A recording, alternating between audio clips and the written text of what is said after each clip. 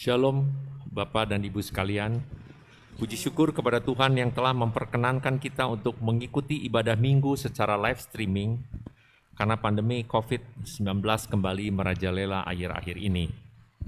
Untuk itu marilah kita mengikuti ibadah perjamuan kudus pada hari ini dengan hati yang teduh dan tertuju kepada Tuhan. Kami undang jemaat untuk bangkit berdiri.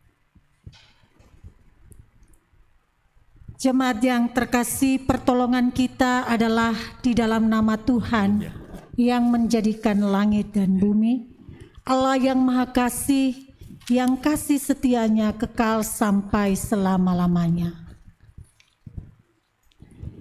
Kasih karunia dan damai sejahtera dari Allah Bapa kita dan dari Tuhan Yesus Kristus menyertai saudara.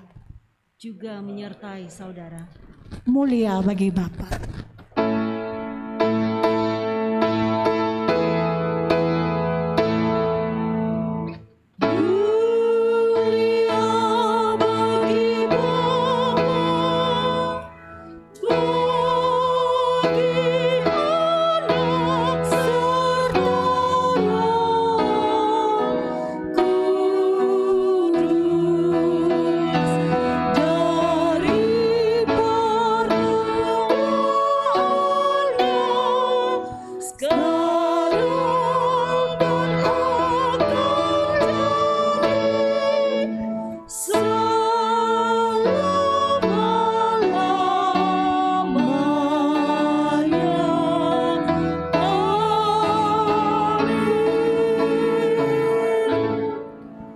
Jemaat dipersilakan duduk. Jemaat yang dikasihi Kristus, Nats pembimbing. Jemaat yang terkasih dalam Tuhan Yesus Kristus, Nats pembimbing dalam ibadah minggu ini terambil dari 2 Timotius 1 ayat 7 yang berkata, sebab Allah memberikan kepada kita bukan roh ketakutan, melainkan roh yang membangkitkan kekuatan, kasih dan ketertiban. Mari kita sambut nats pembimbing ini dari Nafiri Rohani nomor 15 bait pertama sampai dengan kedua. Aku puji Allahku.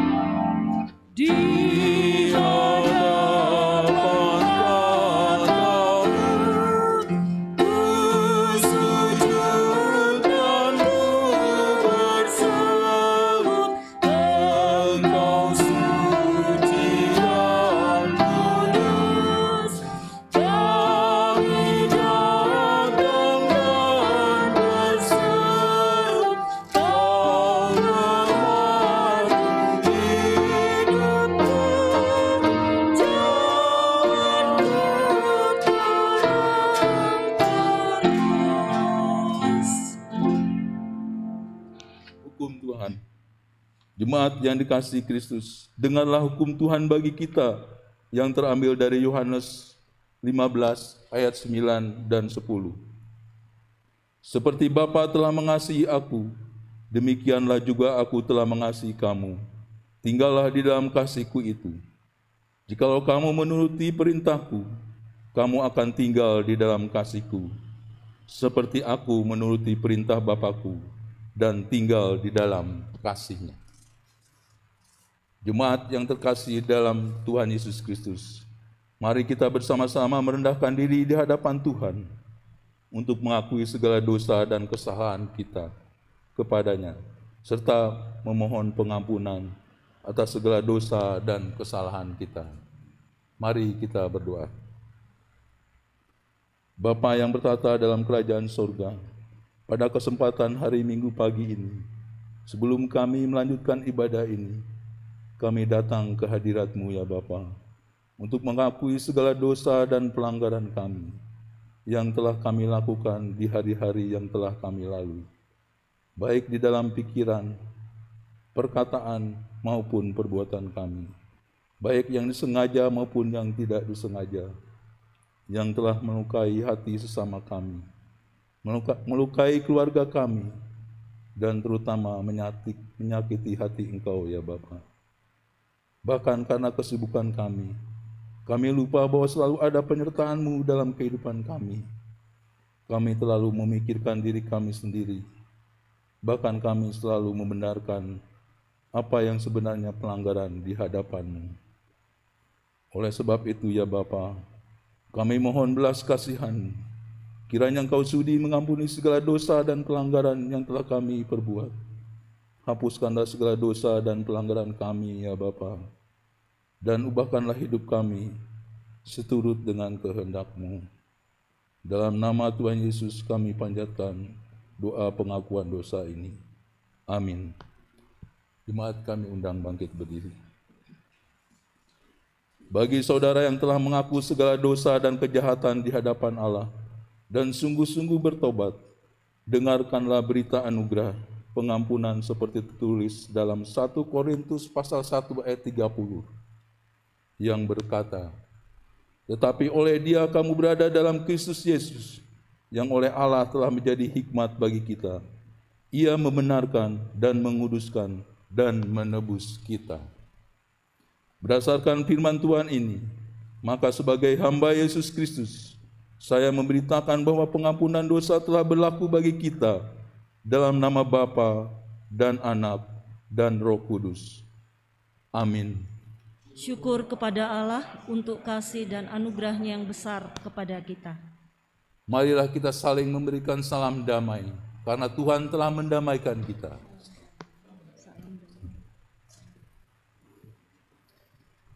Mari kita memuji Tuhan dari Nafiri Rohani nomor 46, bait pertama dan kedua. Jadi putih bersih.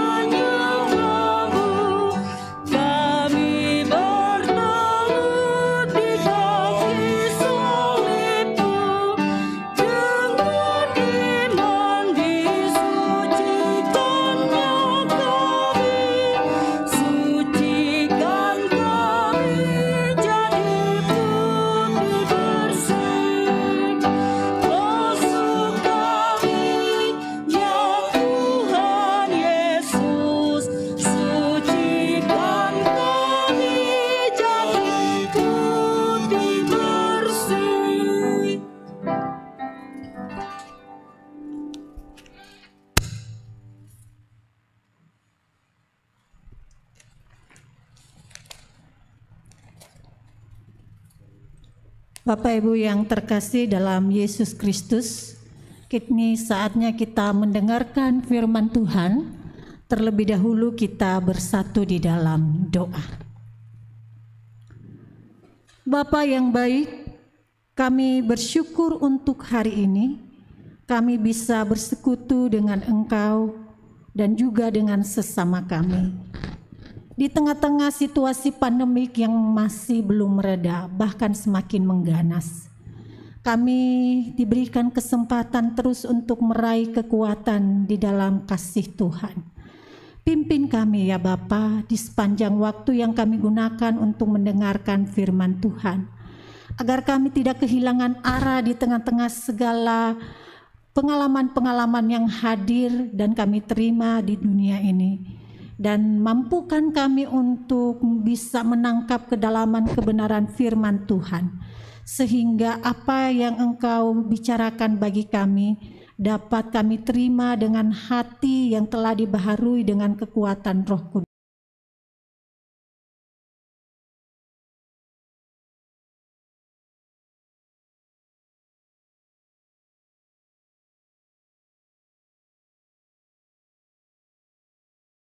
Mohon dengan sungguh. Amin. Jemaat yang terkasih, firman Tuhan untuk kita pada hari ini terambil dari 1 Korintus pasal 11 ayat 17 sampai dengan 34. 1 Korintus pasal 11 ayat 17 sampai 34, demikian firman Tuhan. Dalam peraturan-peraturan yang berikut aku tidak dapat memujimu, sebab pertemuan-pertemuanmu tidak mendatangkan kebaikan, tetapi mendatangkan keburukan. Sebab pertama-tama aku mendengar bahwa apabila kamu berkumpul sebagai jemaat, ada perpecahan di antara kamu, dan hal itu sedikit banyak aku percaya. Sebab di antara kamu harus ada perpecahan, supaya nyata siapakah di antara kamu yang tahan uji. Apabila kamu berkumpul, kamu bukanlah berkumpul untuk makan perjamuan Tuhan. Sebab pada perjamuan itu tiap-tiap orang memakan dahulu makanannya sendiri, sehingga yang seorang lapar dan yang lain mabuk. Apakah kamu tidak mempunyai rumah sendiri untuk makan dan minum? Atau maukah kamu menghinakan jemaat Allah dan memalukan orang-orang yang tidak mempunyai apa-apa? Apakah yang kukatakan kepada kamu? Memuji kamu? Dalam hal ini aku tidak memuji. Sebab apa yang telah kuteruskan kepadamu telah aku terima dari Tuhan, yaitu bahwa Tuhan Yesus pada waktu malam ia diserahkan, ia mengambil roti, dan sesudah itu ia mengucap syukur atasnya, ia memecah-mecahkannya dan berkata, inilah tubuhku yang diserahkan bagi kamu, perbuatlah ini menjadi peringatan akan aku. Demikian juga ia mengambil cawan sesudah makan, lalu berkata, cawan ini adalah perjanjian baru yang dimateraikan oleh darahku. Perbuatlah ini setiap kali kamu meminumnya menjadi peringatan akan aku. Sebab setiap kali kamu makan roti dan minum cawan ini, kamu memberitakan kematian Tuhan sampai ia datang. Jadi barang siapa dengan cara tidak layak makan roti atau minum cawan Tuhan, ia berdosa terhadap tubuh dan darah Tuhan. Karena itu hendaklah tiap-tiap orang menguji dirinya sendiri, dan baru sesudah itu ia makan roti dan minum dari cawan itu. Karena barang siapa makan dan minum tanpa mengakui tubuh Tuhan, ia mendatangkan hukuman atas dirinya. Sebab itu banyak di antara kamu yang lemah dan sakit, dan tidak sedikit yang meninggal. Kalau kita menguji diri kita sendiri, hukuman tidak menimpa kita. Tetapi kalau kita menerima hukuman dari Tuhan, kita dididik supaya kita tidak akan dihukum bersama-sama dengan Dia. Karena itu, saudara-saudaraku, jika kamu berkumpul untuk makan, nantikanlah olehmu seorang akan yang lain. Kalau orang yang lain lapar, baiklah ia makan dahulu di rumahnya, supaya jangan kamu berkumpul untuk dihukum. Hal-hal yang lain akan kuatur kalau aku datang. Berbahagia setiap orang yang mendengarkan firman Allah, yang memeliharanya dengan setia di dalam kehidupannya. Haleluya.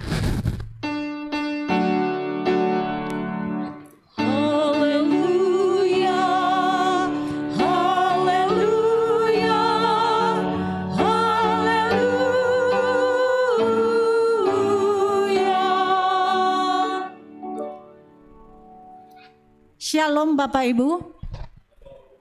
Ya, shalom juga buat saudara-saudara yang ada di rumah karena pandemik ini.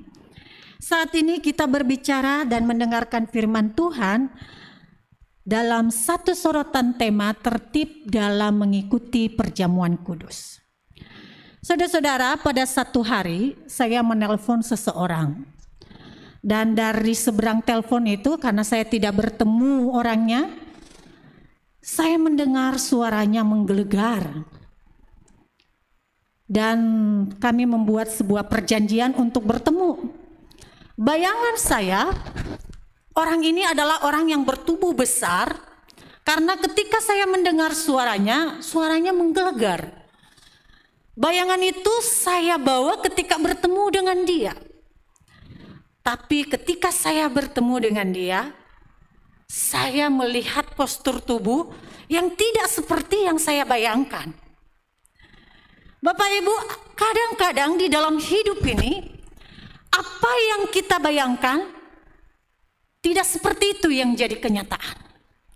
Waktu saya ke Cipanas, saya tentunya masih belum mengenal alam Jawa ini. Lalu saya sekolah di Cipanas, dan yang terbayang di pikiran saya adalah panas. Situasinya di sana adalah panas. Tapi ternyata Bapak Ibu, apa yang terjadi? Dingin. Berbeda dengan apa yang menjadi bayangan saya. Bapak Ibu, ketika kita berbicara perjamuan kudus, maka yang terbayang di pikiran kita adalah sebuah sakramen yang kudus, sebuah peristiwa yang kudus yang dirayakan secara kudus oleh orang-orang yang mengikutinya.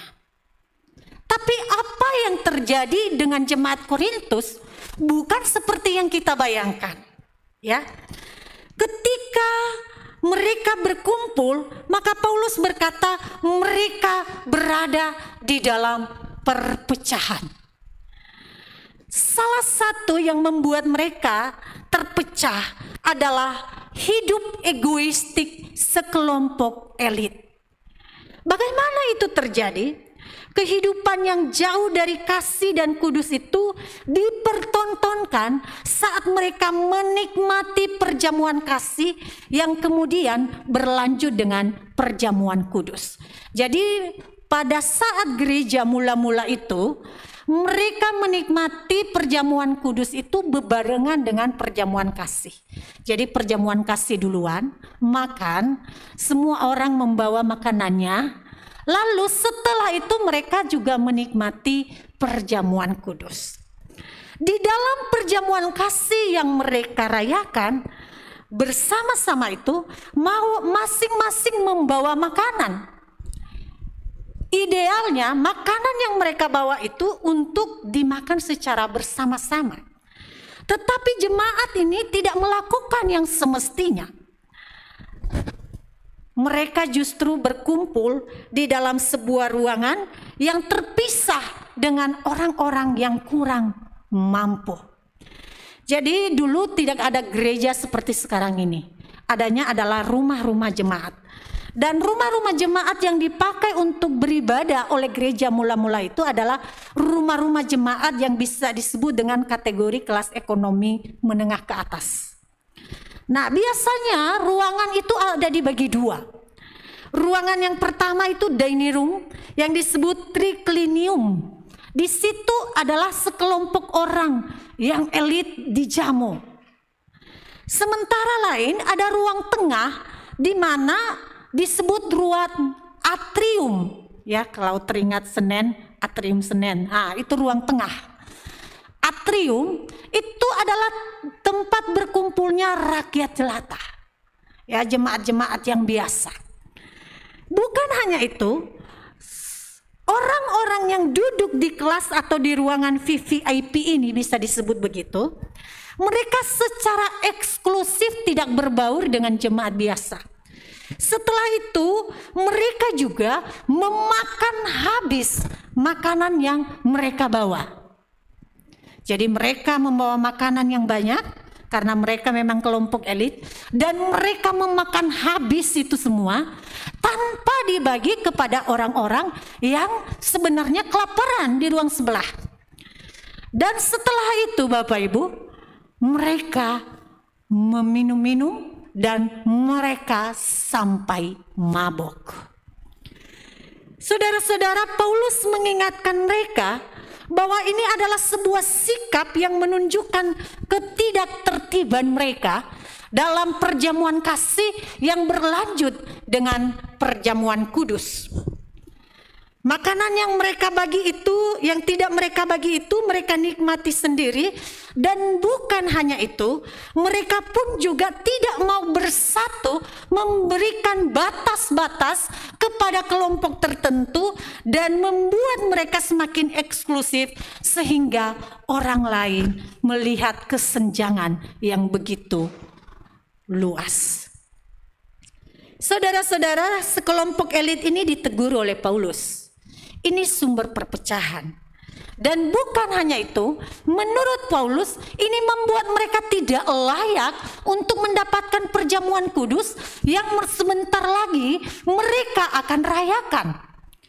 Kenapa? Karena sesungguhnya perjamuan kudus itu adalah penghayatan tubuh Kristus yang telah mati setelah disalib di atas kayu salib untuk pemberian diri kepada semua manusia. Tubuh Kristus itu berulang-ulang Paulus jelaskan bahwa tubuh Kristus itu adalah semua orang percaya. Berulang kali Paulus menjelaskan tubuh Kristus adalah semua orang percaya dengan karunia-karunia-Nya. Jadi ketika orang-orang ini tidak memperhatikan saudara-saudaranya yang kelaparan, ketika orang-orang ini sedang mempertontonkan keegoisan, maka Paulus menegur mereka seolah-olah mereka menolak tubuh Kristus itu sendiri. Ya, tubuh Kristus itu kan orang percaya semua. Dan ketika mereka mengabaikan sekelompok orang percaya yang ada di dalam persekutuan itu artinya mereka sedang menolak tubuh Kristus. Tapi makna perjamuan kudus adalah merayakan, menghayati pengorbanan tubuh Kristus yang telah dipersembahkan kepada semua orang untuk keselamatan. Saudara-saudara,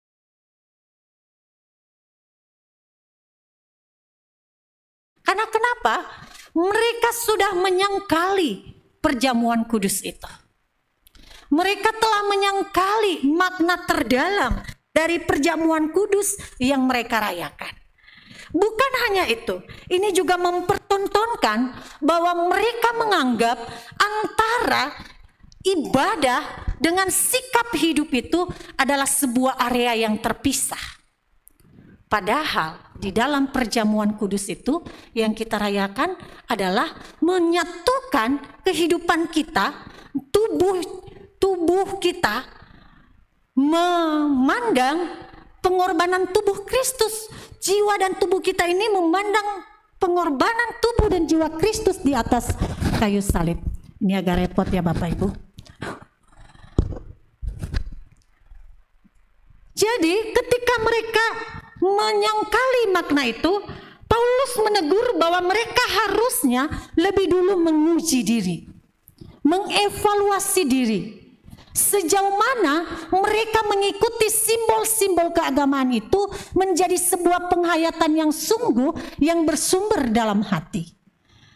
Ini juga menunjukkan bahwa perjamuan kudus bukan hanya berbicara hubungan kita dengan Allah, tetapi berbicara hubungan kita dengan sesama. Saudara-saudara yang terkasih dalam Yesus Kristus, bersyukur bahwa gereja Kristus setiap menjelang perjamuan kudus selalu mewartakan pemeriksaan diri. Pemeriksaan diri untuk mempertanyakan diri saya, apakah layak mengambil bagian di dalam perjamuan kudus itu. Sekali lagi bahwa perjamuan kudus tidak hanya berbicara untuk mempererat hubungan kita dengan Allah, tetapi perjamuan kudus juga mempertanyakan relasi-relasi yang kita bangun di antara sesama, termasuk kepada alam yang kita cintai. Karena ketika kita diciptakan, manusia, semua ciptaan adalah utuh adanya, baik manusia, tumbuhan, hewan.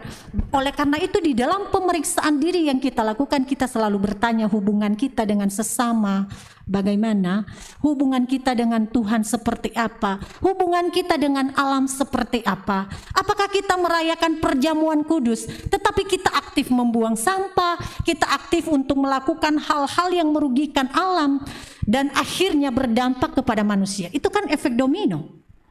Ketika kita membuang sampah, timbul banjir, lalu yang kena juga orang-orang yang tidak bisa membentengin dirinya, tidak bisa melindungi dirinya. Lalu mereka kena korban banjir. Sementara sekelompok elit ada di dalam perumahan-perumahan yang mungkin sudah terjaga secara keamanannya. Nah, hal-hal ini semakin membawa kita pada penghayatan bahwa hal untuk perjamuan kudus itu bukan hanya sebagai simbol yang menunjukkan bahwa kita beragama. Yang sebentar lagi kita rayakan bukan hanya sebagai simbol bahwa kita aktif sebagai orang Kristen, aktif untuk mengambil roti dan air.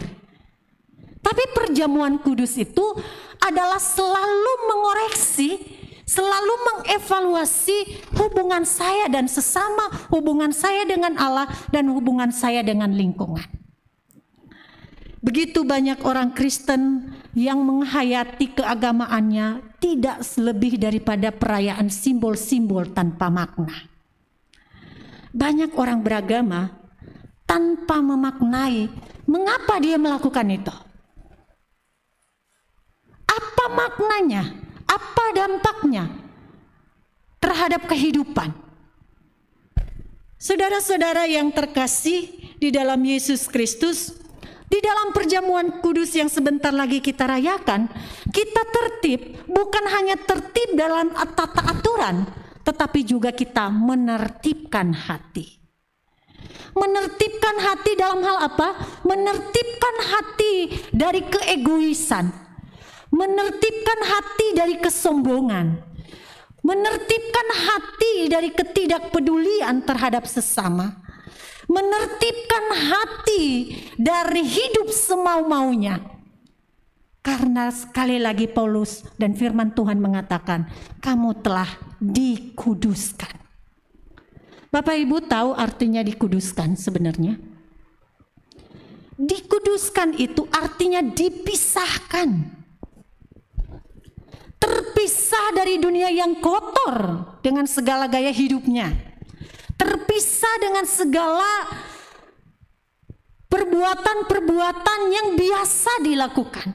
Kamu dikhususkan, kamu dipisahkan dari semuanya itu. Oleh karena itu kamu menunjukkan sikap tertib, bukan hanya tertib secara badannya, tetapi tertib juga di dalam hati. Sehingga tanpa orang melihat sekalipun, kita beres di hadapan Tuhan, Bapak Ibu. Gak ada orang lah buang sampah sembarangan. Gak ada orang lah korupsi. Gak ada orang lah, gak ada yang lihat gitu. Apa yang kita lakukan di saat tidak ada orang yang melihat, itu namanya tertib hati. Di saat aku memberi tanpa ada orang yang tahu. Di saat aku membuka mata kepada mereka yang kelaparan tanpa ada yang tahu. Di saat hati saya tergerak untuk membagi hidup tanpa seorang yang tahu. Itu tertib hati. Dan itulah yang berkenan di hadapan Tuhan. Saya percaya dengan persiapan ini juga semakin membawa kita pada kesiapan untuk menikmati dan merayakan dan menghayati perjamuan kudus yang sebentar lagi kita akan layankan. Tuhan Yesus memberkati kita semua. Amin.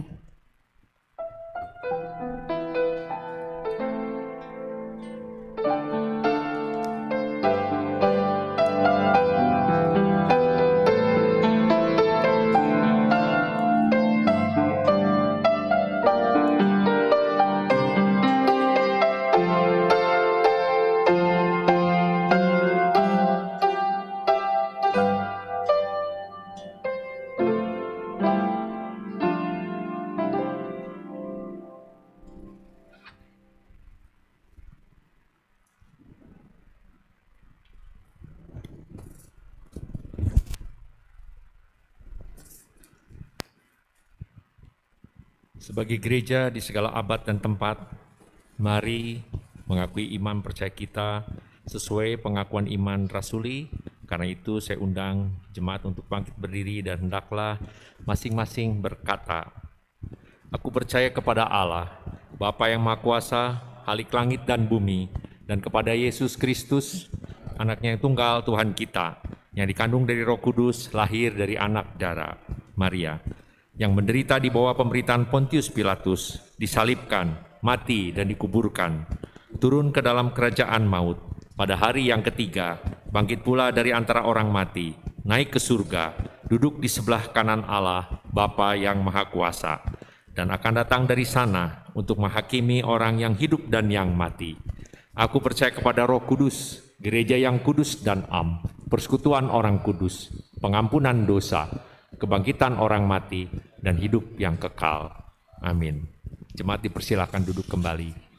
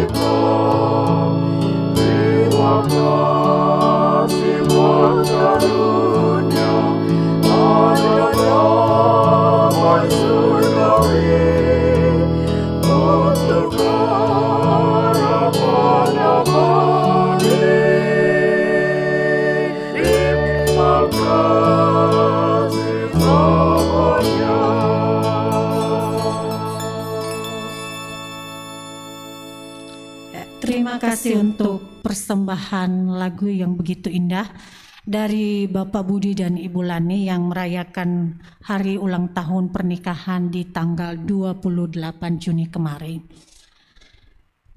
Bapak Ibu, kita masuk dalam perjamuan kudus. Kita akan membacakan tata cara sakramen perjamuan kudus. Tita arti perjamuan kudus. Saudara yang terkasih dalam Tuhan Yesus Kristus, perjamuan kudus yang hendak kita laksanakan ini berdasarkan tita Tuhan Yesus Kristus yang diterima dan diteruskan oleh Rasul Paulus, bahwa Tuhan Yesus pada waktu malam ia diserahkan, mengambil roti, dan sesudah itu ia mengucap syukur atasnya, ia memecah-mecahkannya dan berkata, inilah tubuhku yang diserahkan bagi kamu, perbuatlah ini menjadi peringatan akan aku. Demikian juga ia mengambil cawan, sesudah makan lalu berkata, Cawan ini adalah perjanjian baru yang dimateraikan oleh darahku. Perbuatlah ini setiap kali kamu meminumnya menjadi peringatan akan aku. Karena itu setiap kali kita makan roti dan minum anggur dalam perjamuan kudus untuk memperingati akan Dia, kita menerima ini sebagai tanda dan materai akan kasih dan setianya kepada kita. Kita memperoleh ketentuan ini di dalam iman, bahwa Ia telah memberikan tubuhnya, dipakukan di atas kayu salib, dan mencurahkan darahnya, supaya jiwa kita yang lapar dikenyangkan dan disegarkan, serta memperoleh hidup yang kekal. Dengan demikian perjamuan kudus berarti Tuhan Yesus melalui pengorbanan kematiannya di atas kayu salib telah menebus segala dosa kita dengan menanggung hukuman kita. Tuhan Yesus telah mengadakan perjanjian yang baru dengan kita. Roh-Nya yang menghidupkan dikaruniakan kepada kita supaya kita dapat hidup dengan Dia dalam satu persekutuan yang benar. Tuhan Yesus menghubungkan kita seorang dengan yang lain dalam persekutuan yang benar yang patut kita tunjukkan dengan perkataan dan perbuatan. Pemeriksaan diri, supaya kita memuliakan Allah melalui perjamuan kudus yang menguatkan dan menghibur, maka perlulah masing-masing memeriksa diri sendiri dalam hal-hal sebagai berikut. Yang pertama, hendaklah masing-masing sadar akan dosanya, lalu merendahkan diri di hadapan Allah, serta mencari kelepasan dari Dia saja. Yang kedua, hendaklah masing-masing bertanya pada diri sendiri, apakah sungguh percaya bahwa dosanya telah diampuni oleh Yesus Kristus, Tuhan yang disalibkan, mati, yang telah bangkit. Dan yang ketiga, hendaklah masing-masing mau menyatakan syukur kepada Allah dengan hidup selaku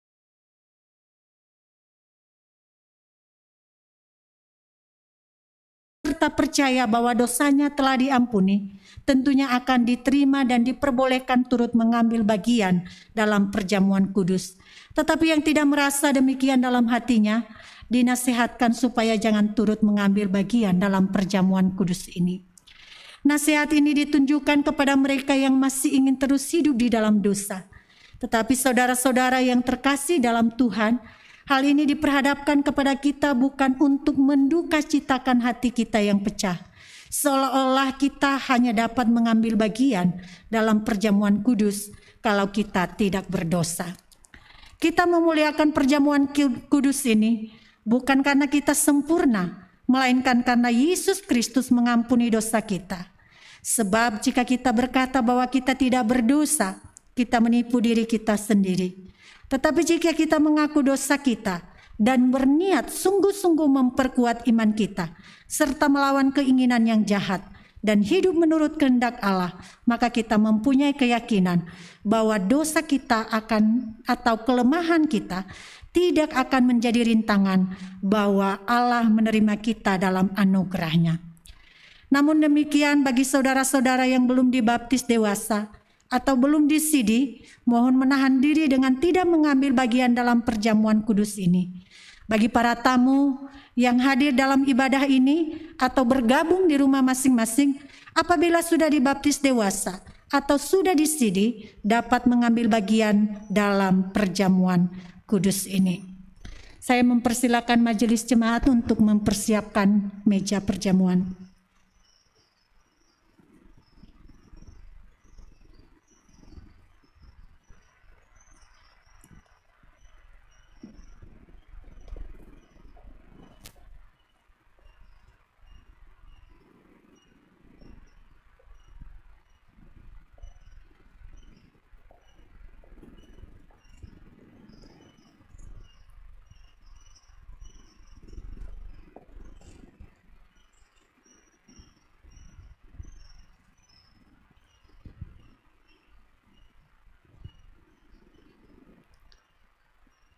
Mari kita bersatu dalam doa.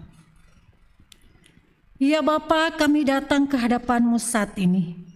Kami rindu menikmati perjamuan kudus, lambang dari tubuh dan darah-Mu yang telah Engkau korbankan bagi kami demi keselamatan kami manusia. Bapa, mampukan kami untuk menghayati lebih dalam lagi bagaimana hubungan kami dengan Allah yang semestinya, dan juga hubungan kami dengan sesama manusia dan alam ciptaan-Mu, sehingga kami sungguh merasakan bahwa perjamuan kudus ini bukan hanya sebagai simbol semata, tetapi membawa dampak pembaruan dalam kehidupan kami. Terima kasih Bapa, di dalam nama Yesus Kristus kami melayankan perjamuan kudus ini. Amin.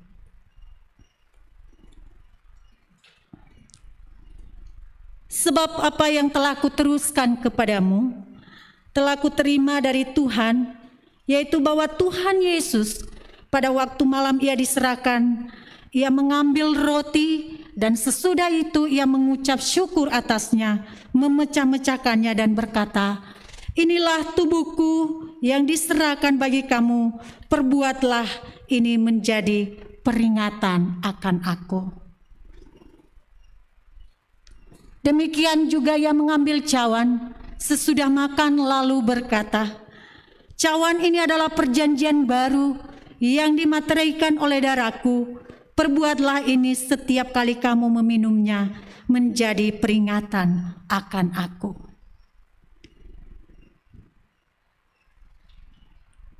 Masih ada jemaat yang belum mendapatkan roti perjamuan?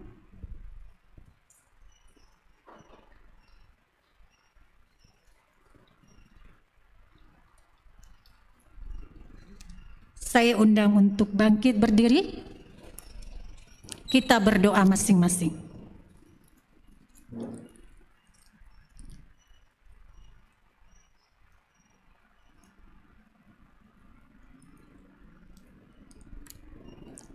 Mari kita makan.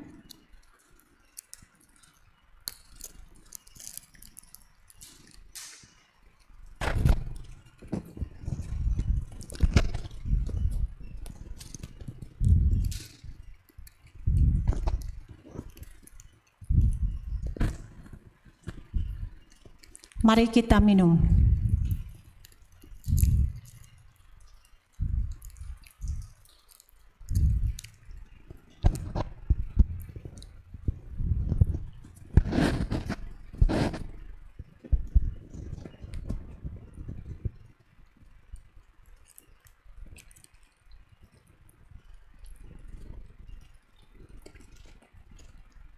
Mari kita berdoa. Terima kasih Bapa yang baik, kami bersyukur memiliki Allah seperti Engkau, yang telah mengasihi kami, merangkul kami dalam ketidakberdayaan kami, merangkul kami dalam keberdosaan kami, dan Engkau memulihkan kami, menyucikan kami dengan tubuh dan darah-Mu, sehingga kami merasakan sukacita yang abadi. Bapa, terima kasih untuk pengorbanan-Mu bagi kami. Mampukan kami untuk terus menghayati bahwa kami juga orang-orang yang telah diselamatkan dan terus memberitakan keselamatan bagi dunia. Kami bersyukur untuk perjamuan kudus yang telah terjadi. Amin.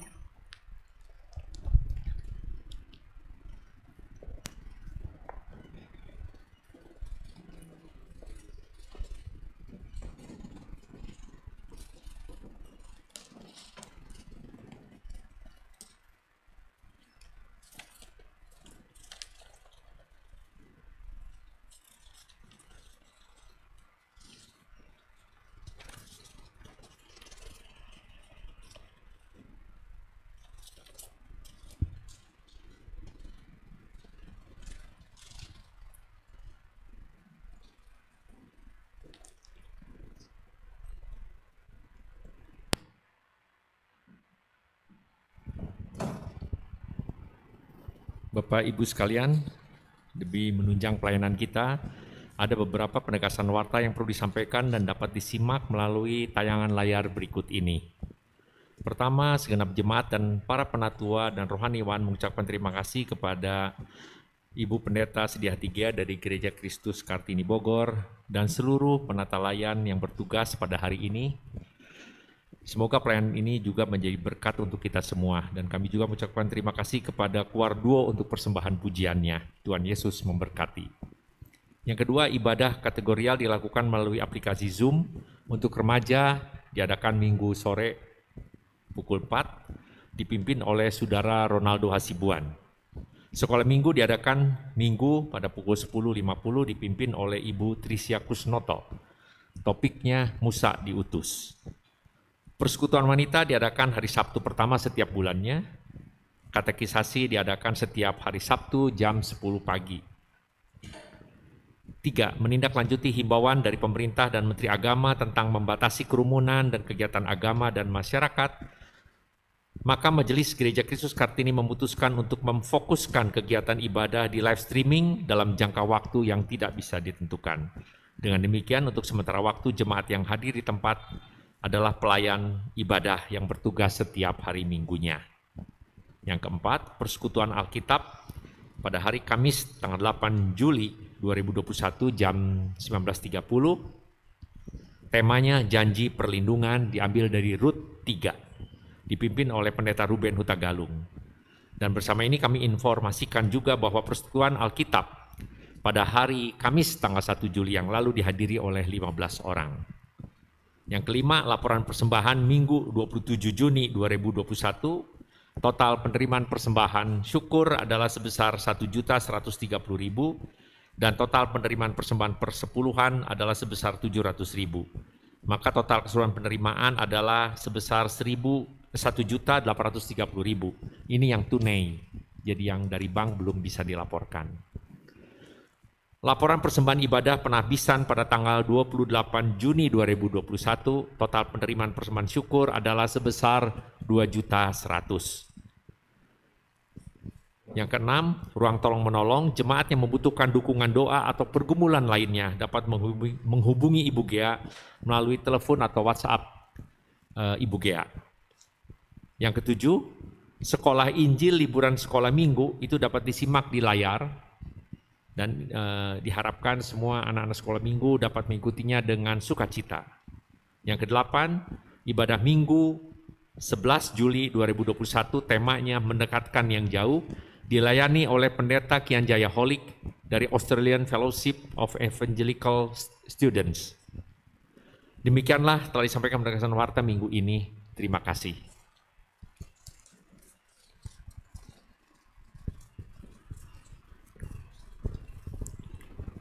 Mari Bapak Ibu yang ada di tempat ini dan juga yang ada di rumah masing-masing kita bersatu di dalam doa.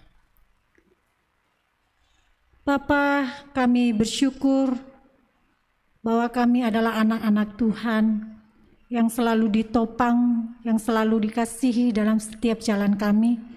Walaupun kadang kami tidak menyadari bahwa ada tangan Tuhan yang bekerja di balik setiap pengalaman yang hadir.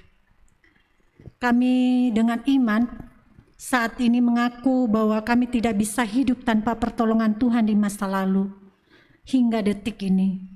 Dan kami juga terus mempercayakan kehidupan kami ke dalam tangan-Mu untuk hari-hari yang berikutnya. Secara khusus ya Bapa, kami mendoakan segala pergumulan kami seputar Gereja Kristus Kartini. Kami memohon pertolongan dan kuasa-Mu yang menolong setiap ibadah yang berlangsung di tempat ini, baik ibadah umum maupun ibadah kategorial, agar terus menjadi ibadah yang berkenan di hadapan Allah dan jemaat mengalami pertumbuhan iman melalui visi misi Gereja Kristus Kartini. Kami rindu Allah bekerja melampaui segala upaya yang kami lakukan dalam pengembangan gereja ini. Kami juga memohon pertolongan Tuhan untuk setiap permasalahan hidup jemaat-jemaat-Mu, baik itu ekonomi, studi, pekerjaan, masalah sakit penyakit, masalah rumah tangga, hingga jemaatnya mengalami kekuatan, hikmat, dan dibukakan jalan keluar atas setiap permasalahan yang mereka hadapi saat ini. Ya Bapak, kami berdoa juga untuk misi baik di kota maupun di daerah-daerah. Kami memohon agar Engkau memperlengkapi segala yang dibutuhkan dalam pemberitaan kabar baik. Secara khusus kami mendoakan rumpun Bengkulu di mana terdapat 3 suku di sana, yaitu Bengkulu, Pekal, dan Rejang. Kami mohon agar dibukakan hati dan mata rohani untuk rumpun ini, sehingga berita keselamatan yang sejati dapat mereka terima, dan memohon agar para pekerja di ladang diberkati dan dilimpahi kuasa oleh Allah, agar mereka terlindungi dan tetap semangat dalam melakukan tugasnya. Kami juga memohon pertolongan Allah bagi bangsa dan negara kami yang saat ini sedang menghadapi pandemi COVID. Kami memohon agar vaksin yang sudah tersedia dapat bekerja dengan baik dan efektif dalam penyebarannya, sehingga dapat menolong bangsa dan negeri ini terlepas dari krisis yang diakibatkan oleh COVID-19. Kami mendoakan jemaat kami yang saat ini sedang berada dalam keadaan sakit.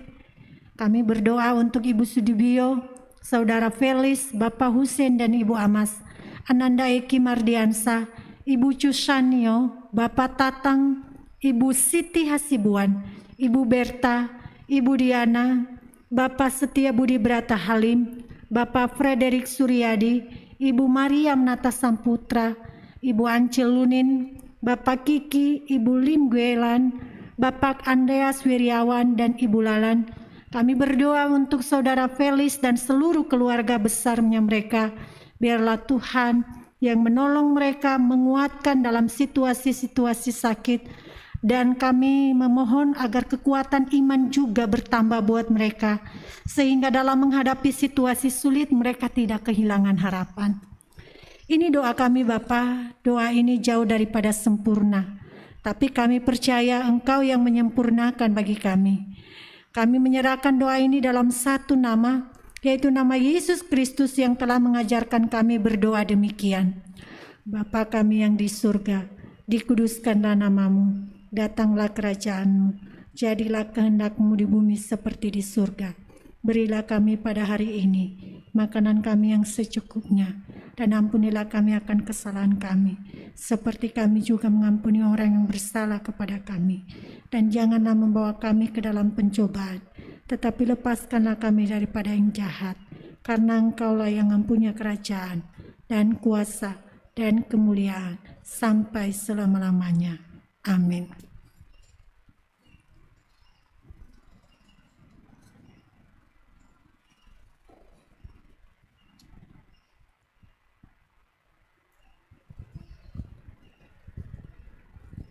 Jemaat yang terkasih, marilah kita memberikan persembahan syukur kepada Tuhan dengan penuh sukacita dan kerelaan sebagai ungkapan rasa syukur kita atas segala berkat yang telah Tuhan nyatakan di dalam kehidupan kita. Persembahan bisa dilakukan dengan dua cara, yaitu secara virtual dengan mengirimkan ke rekening BP Gereja Kristus Kartini seperti tertera di layar, atau memasukkannya ke dalam kotak persembahan yang tersedia di depan pintu gereja setiap hari Minggu atau setiap hari kerja. Marilah kita memberikan persembahan dengan mengingat firman Tuhan dari Maleakhi 3 ayat 10. Bawalah seluruh persembahan persepuluhan itu ke dalam rumah perbendaharaan, supaya ada persediaan makanan di rumahku. Dan ujilah aku, firman Tuhan semesta alam. Apakah aku tidak membukakan bagimu tingkap-tingkap langit dan mencurahkan berkat kepadamu sampai berkelimpahan. Nyanyian persembahan.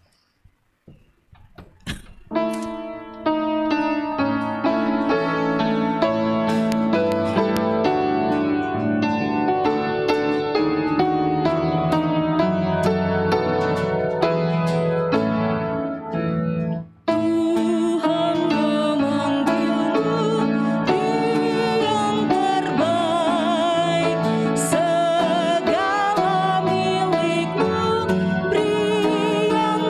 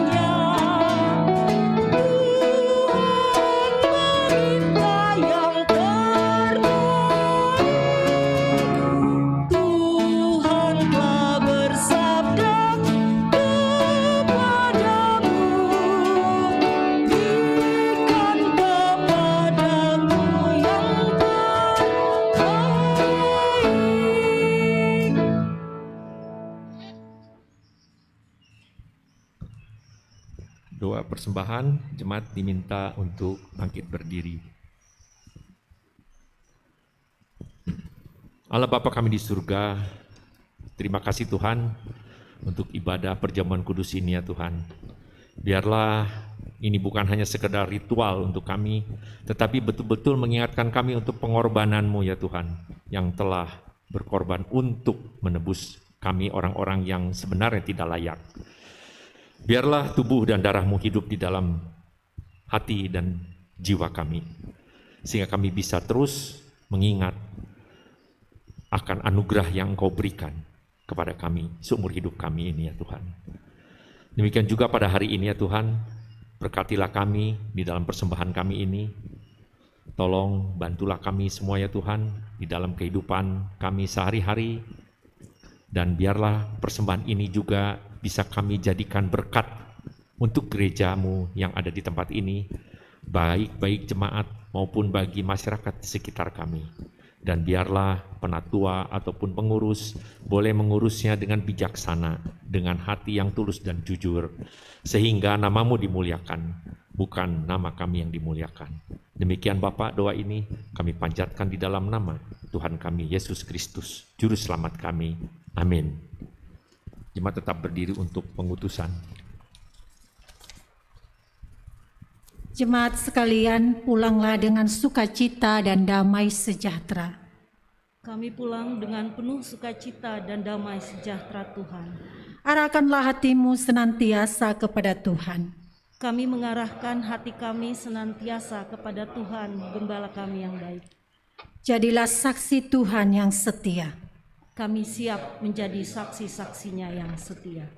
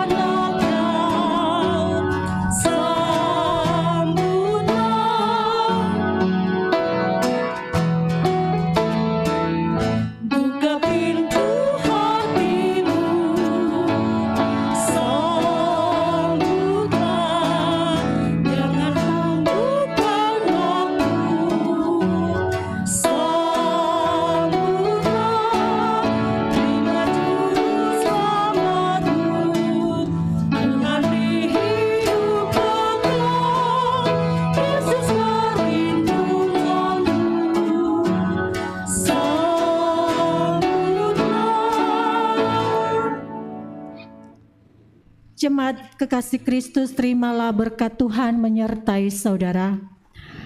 Kasih karunia Tuhan Yesus Kristus dan kasih Allah Bapa serta persekutuan Roh Kudus menyertai kamu sekalian dari sekarang sampai selama-lamanya.